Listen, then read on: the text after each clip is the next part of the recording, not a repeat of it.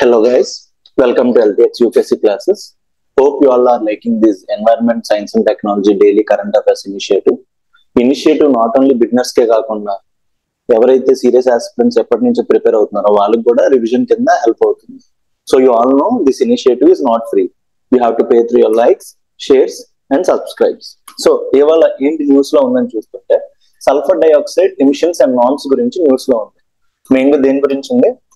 Sulphur dioxide emissions and norms. ఎందుకు sulphur dioxide emission important అంటే it is one of the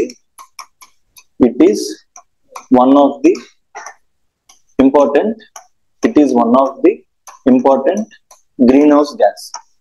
so ఇది thermal plants నుంచి ఎక్కువ రావడం వల్ల వాటి రెగ్యులేషన్ అనేది వెరీ ఇంపార్టెంట్ అన్నమాట. సో దీ బ్యాక్గ్రౌండ్ మీద ఇది న్యూస్ లో ఉంది. సో ఎందుకు న్యూస్ లో ఉందో ఒకసారి చూస్తే news topic.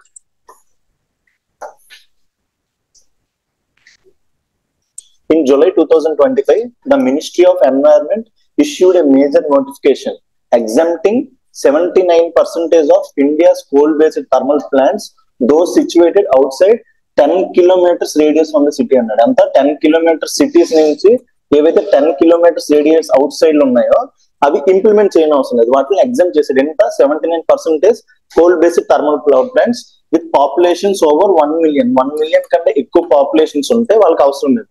From 2015 flue gas desulfurization installation mandate. So దేని నుంచి అన్నాడు? Flue gas desulphurisation installment mandate. So దీని గురించి అంతా తెలుసుకుంటాం మనం. సో న్యూస్ ఇదనమాట. మెయిన్ గా ఏంటి, 2015 లో ఏదైతే నోటిఫికేషన్ వచ్చిందో సిటీస్ నుంచి 10 kilometers దాటి రేడియస్ ఉన్న థర్మల్ బేస్డ్ పవర్ ప్లాంట్స్ ఉంటాయో వాటిల్లో ఫ్లూ గ్యాస్ డీసల్ఫరైజేషన్ అనేది ఎగ్జామ్ చేశారనమాట. సో దీని వల్ల ప్రాబ్లం ఏంటి? సో ఇండియా అనేది వాటి యొక్క ఎమిషన్స్ నార్మ్స్ నుంచి దూరం వెళ్తుంది. సో రెగ్యులేషన్ పెంచాల్సింది పోయి ఇప్పుడు ఏమవుతుంది, దూరం వెళ్తుందని తెలుస్తుంది. So critics argue this roll back risks air quality, public health and undermines India's climate commitments. So critics ఏమంటున్నారు? ఒకటి, ఇండియా లోపల ఎయిర్ క్వాలిటీ పొల్యూషన్ చాలా బాగలేదు. మీరు చూసుకుంటే వరల్డ్ లో టాప్ 10 సిటీస్ ఇన్ పొల్యూషన్ చూసుకుంటే ఇండియాలో 8 cities ఉంటాయి. ఇంకా పబ్లిక్ హెల్త్ మెయిన్ గా PM 2.5, PM 10 ఈ ఎయిర్ పొల్యూషన్ వల్ల మన పబ్లిక్ హెల్త్ మెయిన్ గా లంగ్స్ ఇవన్నీ డ్యామేజ్ అవుతుంది. ఇంకా ఇండియాస్ క్లైమేట్ టార్గెట్ మనం 2070కి ఏం చెప్పుకున్నాం? నెట్ జీరో రీచ్ అవ్వాలని టార్గెట్ ఉంది మన పంచామృతి ప్రకారం. సో ఇలాంటి అన్ని గోల్స్ రీచ్ అవ్వాలి, ఎంత పెద్ద టార్గెట్స్ ఉన్నప్పుడు ఎలాంటి ఎగ్జామ్షన్ ఇవ్వడం అనేది దాని నుంచి ఒక బ్యాక్ ట్రాక్ తీసుకున్నట్టు అవుతుందని క్రిటిక్స్ ఆర్గ్యూ చేస్తారు. సో ఇప్పుడు మనం దేని నుంచి తెలుసుకోవాలి? అసలు సల్ఫర్ డైఆక్సైడ్ అంటే ఏంటి, దాని వల్ల ఉన్న ఇంపాక్ట్స్ ఏంటి అన్ని తెలుసుకుందాం. సో యు ఆల్ నో ఇప్పుడు న్యూస్ లో ఏముందో మీకు అర్థమయ్యి ఉంటుంది. సో సల్ఫర్ డైఆక్సైడ్ గురించి తెలుసుకుందాం. మీకు నార్మల్ గా థర్మల్ పవర్ ప్లాంట్స్ ఏంటి? Thermal power plants. So India లోపల మేజర్ ఎనర్జీ ఎక్కడి నుంచి వస్తుంది? Thermal energy. So thermal energy లోపల మనం ఏం వాడతాం? మెయిన్ కాన్స్టిట్యూయెంట్ అనేది కోల్ రిసోర్స్ వాడడం వల్ల అందులో వచ్చే ఎమిషన్స్ ఏంటంటే ఒకటి మీథేన్, దాంతో పాటు carbon dioxide, sulphur dioxide, nitrogen oxide. వీటిలన్నిట్లో ఏమంటాం మనం? ఫ్లూ గ్యాసెస్ అంటాం అనమాట. వీటిలన్నిట్లో ఏమంటాం? ఫ్లూ గ్యాసెస్ అంటాం. సో దీనివల్ల ప్రాబ్లం ఏంటి? ఇవన్నీ గ్లోబల్ వార్మింగ్, మెయిన్ గా green house effect. Green house effect అంటే నిన్నే మీకు చెప్పాను, నిన్న కరెంట్ అఫైర్స్ ఏం చెప్పాను? ఇవి టెరిస్ట్రియల్ రేడియేషన్ ని క్యాప్చర్ చేసి గ్లోబల్ టెంపరేచర్స్ ని రేస్ చేస్తాయి. సో దీని వల్ల ఉన్న ప్రాబ్లమ్స్ ఏంటి అంటే సీ లెవెల్ రైస్. ఇప్పుడు ఏవైతే మనం ఎన్వైరన్మెంట్ రిలేటెడ్ ఫెనామినల్స్ అన్ని చూస్తున్నామో, బయోడైవర్సిటీ లాస్, ఇవన్నీ కూడా టెంపరేచర్ రేస్ వల్ల అవుతుంది అనమాట. సో దీని వల్ల మనం ఏమంటున్నాం? సిక్స్త్ మాస్ ఎక్స్టింక్షన్ అంటే ఏంటి? ఈ హ్యూమన్స్ అందరూ అంతరించిపోయేదాన్ని సిక్స్త్ మాస్ ఎక్స్టింక్షన్ అంటున్నారు. సో దేని వల్ల జరుగుతుంది అంటే మెయిన్ గా క్లైమేట్ చేంజ్ వల్ల అంటున్నారు అనమాట. సో ఎంత పెద్ద ప్రోబ్ అనేది వచ్చింది అనమాట. సో ఈ థర్మల్ పవర్ ప్లాంట్స్ లో మెయిన్ ఏమొస్తుంది? Sulphur dioxide, carbon dioxide, nitrogen dioxide. So ఇప్పుడు ఏదైతే మన న్యూస్ లో ఉందో ఫ్లూ గ్యాస్ డీసల్ఫరైజేషన్ అనే ఒక టర్మ్ ఏంటో ఉందో మనం తెలుసుకుందాం. అసలు ఫ్లూ గ్యాస్ అంటే ఏంటి, డీసల్ఫరైజేషన్ అంటే ఏంటి? సో ఇప్పుడు ఈ థర్మల్ పవర్ ప్లాంట్స్ లో కోల్ బర్న్ చేయడం వల్ల ఈ పొల్యూటెంట్స్ అన్ని వస్తాయి కదా, carbon dioxide, sulphur dioxide, nitrous oxide, అన్నింటిని ఏమంటామంటే ఫ్లూ గ్యాస్. ఒక్కొక్క ఇన్స్ట్రుమెంట్స్, దేర్ ఆర్ 3 ఇన్స్ట్రుమెంట్స్ అనమాట. యూపీఎస్సీ ప్రిలిమ్స్ లో అప్పుడప్పుడు ఇలాంటి క్వశ్చన్స్ ఇవ్వచ్చు మ్యాచింగ్ లో. మెయిన్ గా స్టేట్ పీసీఎస్ ఎగ్జామ్స్ లో ఇలాంటి క్వశ్చన్స్ అడగొచ్చు.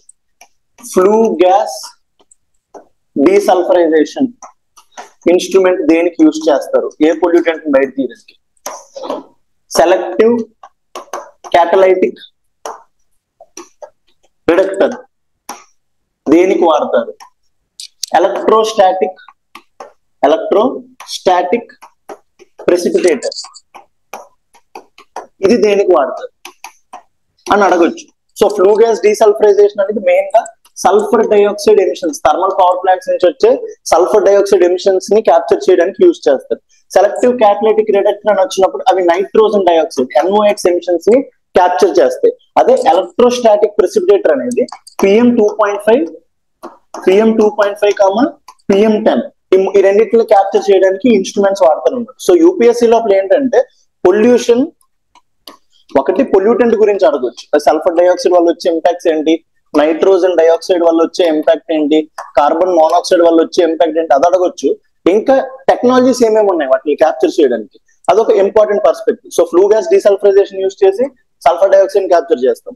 సెలెక్టివ్ క్యాటలైటిక్ రిడక్టర్ యూజ్ చేసి నైట్రోజన్ ఆక్సైడ్స్ ని క్యాప్చర్ చేస్తాం.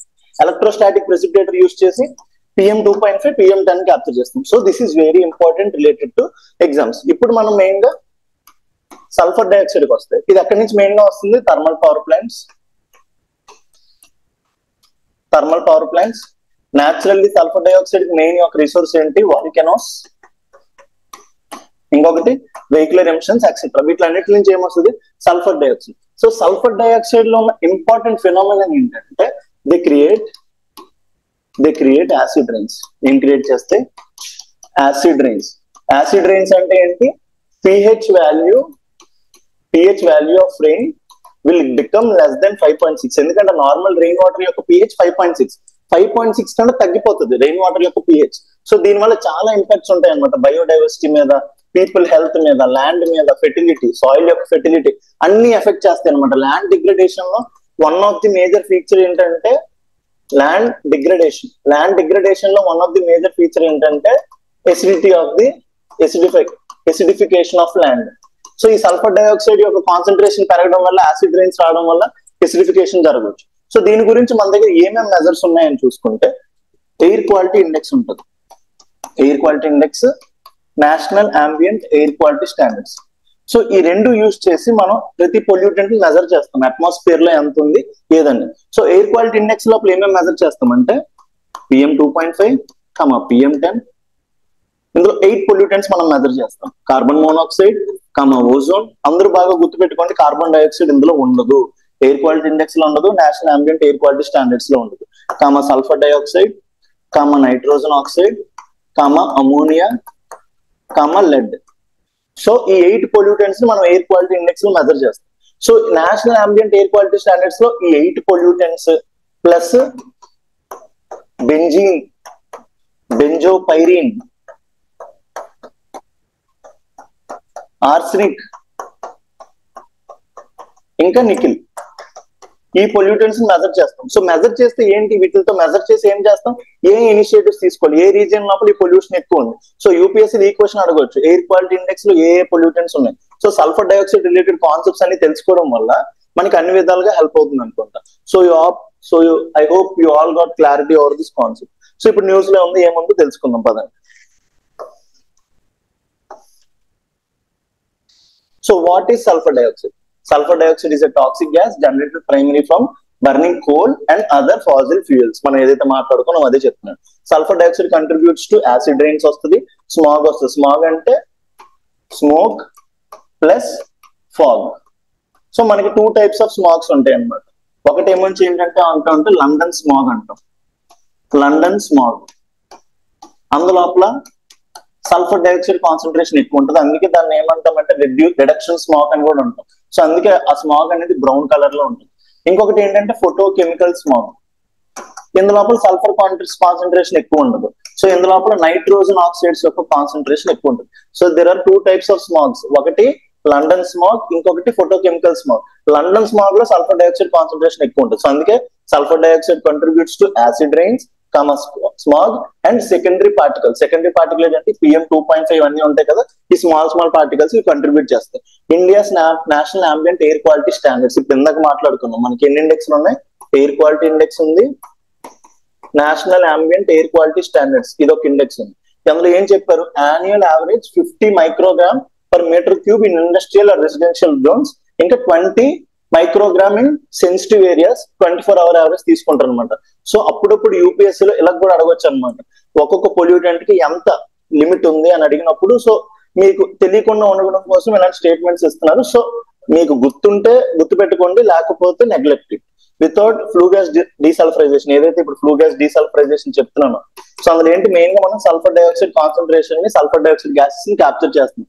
ఇప్పుడు ఏంటి, గవర్నమెంట్ వాటిని ఎగ్జామ్ చేసింది. Without flue gas desulphurisation SO2 emissions from Indian coal can reach 80 to 1600 milligrams per metre cube అన్నాడు. సో మనం కనుక ఇది కరెక్ట్ గా ఇంప్లిమెంట్ చేయకపోతే sulphur dioxide concentration Indian atmosphere లో పెరిగిపోతుంది.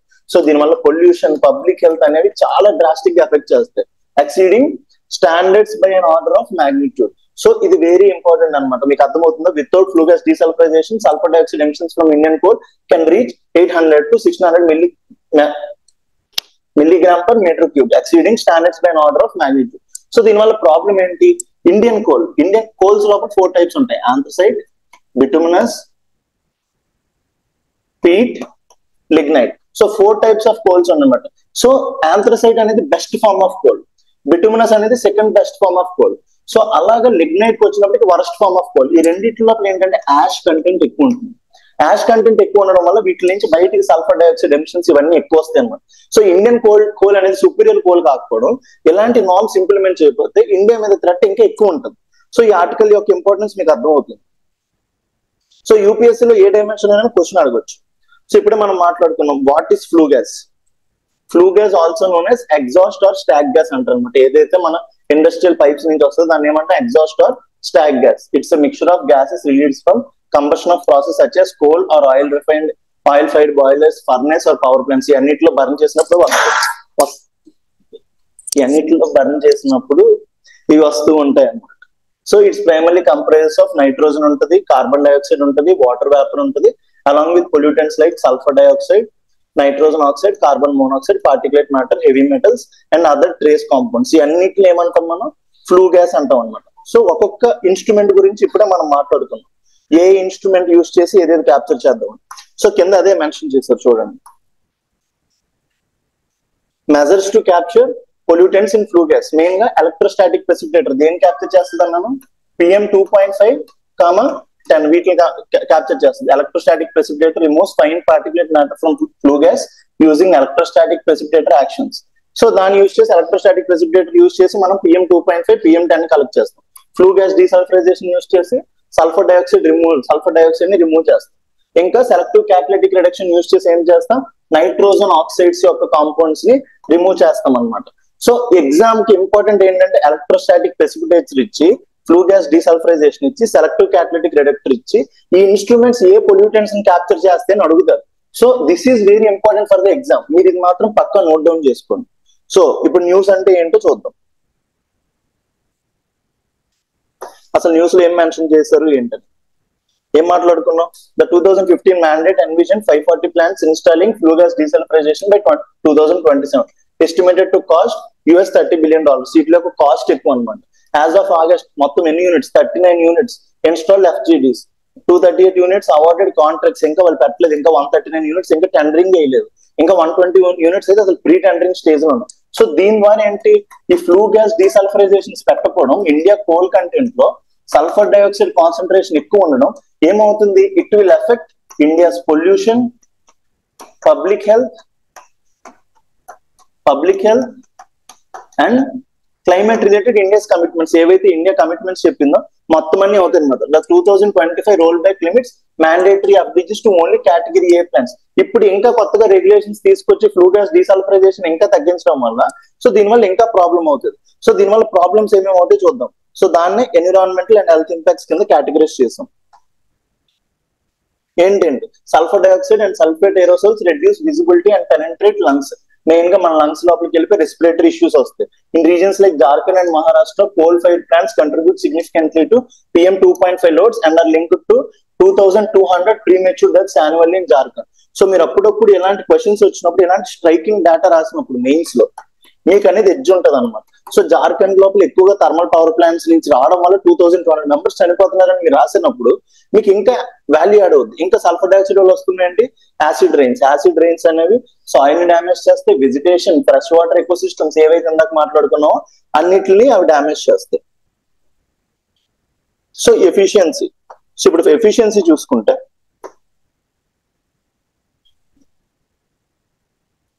efficiency and rollout challenges. Only 8% of capacity, 16.5 gigawatts had flue gas desulfurization installed by year 2024-25. ఇంకా 92% of capacity still lacked controls.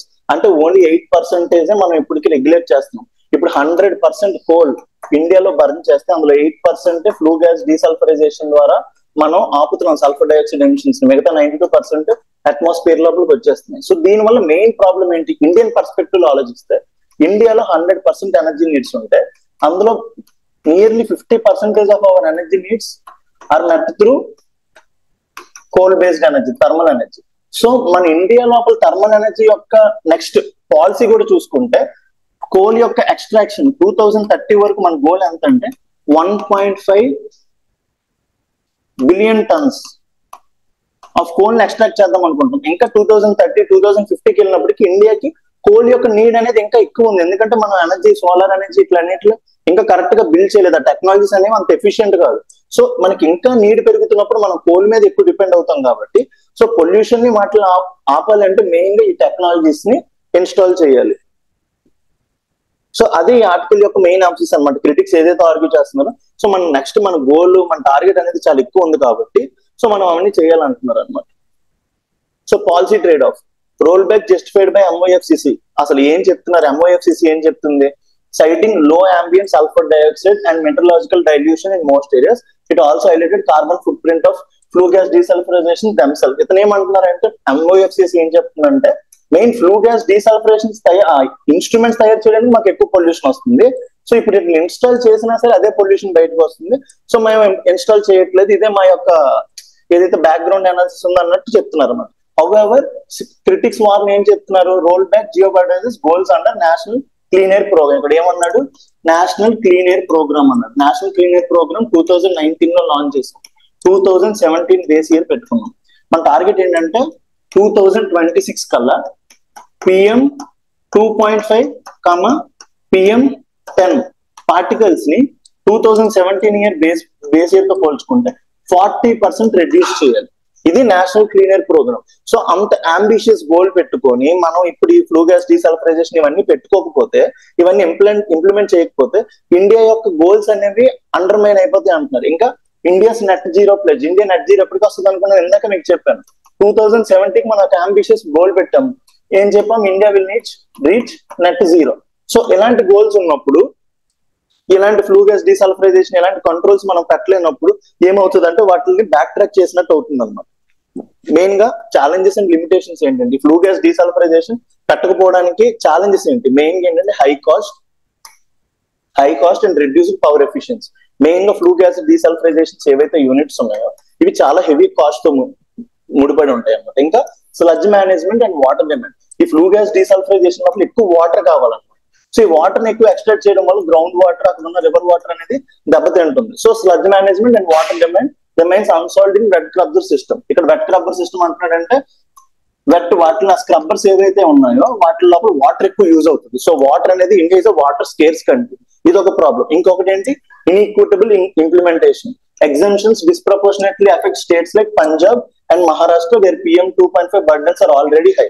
So దీనివల్ల ఏంటి? సల్ఫర్ డైఆక్సైడ్ కాన్సన్ట్రేషన్ అనేది అన్ని states లో ఎక్కువ లేదు. ఒకవేళ ఎలాంటి ఇంప్లిమెంటేషన్ చేయకపోతే ఇండియా లోపల కొన్ని కంట్రీస్ ఎక్కడైతే సల్ఫర్ డైఆక్సైడ్ కాన్సన్ట్రేషన్ ఎక్కువ ఉందో ఆ పీపుల్ అనే వాళ్ళు ఎక్కువ సఫర్ అవుతారు. సో అది మెయిన్ పాయింట్ అన్నమాట. సో మీరు మెయిన్ పర్స్పెక్టివ్ రాసినప్పుడు స్టేట్స్ యాంగిల్ కూడా తీసుకుంటారండి. అప్పుడు మీ ఆన్సర్ కి ఏంటంటే మీరు ఒక ఫెడరల్ సిస్టమ్ ని రిప్రజెంట్ చేసినట్టు అవుతుంది. సో ఫ్యూచర్ ప్రాస్పెక్ట్స్ ఏంటి? వే ఫార్వర్డ్ ఏంటి? Implement zone and phase manage approach ఏంటి? ఇప్పుడు ఏదైతే ఉందో 2027 వరకు ఎగ్జామ్స్ ఇచ్చారు, అలా కాకుండా 2029 వరకు ఎక్స్టెండ్ చేయండి. అన్ని రీజియన్స్ లోపల ఫ్లూ గ్యాస్ డీసల్ఫరైజేషన్ పెట్టండి. ఇంకొకటి ఏంటి? Flu gas desulphurisation indigenous manufacturing కావాలి. ఎందుకు? మనం చైనా నుంచి వాటి నుంచి ఎక్స్పోర్ట్ చేసుకుంటే వాటి కాస్ట్ ఎక్కువ. సో కాస్ట్ తగ్గించండి. Explore alternative emission controls. Sulphur dioxide capture కి not only using flue gas desulphurisation different techniques వాడండి. ఇంకా use gypsum by product for industrial use reducing cost, gypsum use చేసి వాటి యొక్క కాస్ట్ తగ్గించండి. So different methods, strengthening ambient monitoring, transparency and enforce penalties. ఎప్పుడైనా సరే penalties enforce చేస్తేనే people అనేవాళ్ళు వాటిని ఫాలో చేస్తారు. పెనాల్టీస్ ఇంక్లూడ్ చేయండి. ఇంకా align domestic policy with climate goals. ఏదైతే మనం పంచామృత్ COP26 ఆఫ్ UNFCCC గ్లాస్గోలో అయిందో అందులో ఏదైతే పంచామృత్ గోల్స్ ఇచ్చామో, సో దాంతో పాటు మన డొమెస్టిక్ పాలసీని లింక్ చేసినప్పుడు నెట్ జీరో 2070, 45% ఎనర్జీ ఎఫిషియన్సీ, ఇవి ఏవైతే తెద్దాం అనుకున్నామో 2030కి, వాటితో డొమెస్టిక్ పాలసీని లింక్ చేయండి. సో అప్పుడు ఇనిషియేటివ్స్ అనేవి బ్యాక్ ట్రాక్ అవ్వవు. So these are the way forwards అన్నట్టు మీరు పెడితే your answer will look very good. So this is all about sulphur dioxide pollution. నాకు తెలిసి మీకు సల్ఫర్ డైఆక్సైడ్ గురించి కావాల్సిన ఇన్ఫర్మేషన్ అంతా ఈ వీడియోలో అవైలబుల్ ఉంది. So to know more about LTX UPSC, so UPSC infinity course ఉంది మన దగ్గర. GS prelims plus mains, NCERT foundation, current affairs, CSAT prelims test series and mains answer writing at లో కాస్ట్ మీకు provide చేస్తున్నారు. EMI option కూడా ఉంది. I hope everyone uses this initiative. So మీరు number contact అవ్వండి 7893895553. ఏమైనా డౌట్స్ ఉంటే ఈ నెంబర్ కాంటాక్ట్ చేస్తే మీ డౌట్స్ అనేవి రిజాల్వ్ చేస్తాయి. సో క్వశ్చన్ ఏంటి వాళ్ళ question, which of the following statement is or are correct? The 2025 policy exempts all categories C coal plants from installing FGD systems అన్నారు. ఆల్ కేటగిరీస్ కాదా మనం క్వశ్చన్ లో discuss చేసాం. Only 8% of coal based power capacities in India has installed SO2 control అన్నారు. So 8% install చేశారా లేదని కూడా మనం చదివాం. Ambient sulfur dioxide levels across India consistently exceed national standards of 80 microgram per metre cube. ఇది extend చేస్తుందా లేదా, అంబియంట్ స్టాండర్డ్స్ ని సల్ఫర్ డైఆక్సైడ్ కాన్సన్ట్రేషన్ దాటుతుందా లేదా. సో ఇవన్నిటిని యూజ్ చేసి కింద ఉన్న క్వశ్చన్ ఆన్సర్ చేయండి and post your answers in the comment. Hope you all like the initiative. Thank you.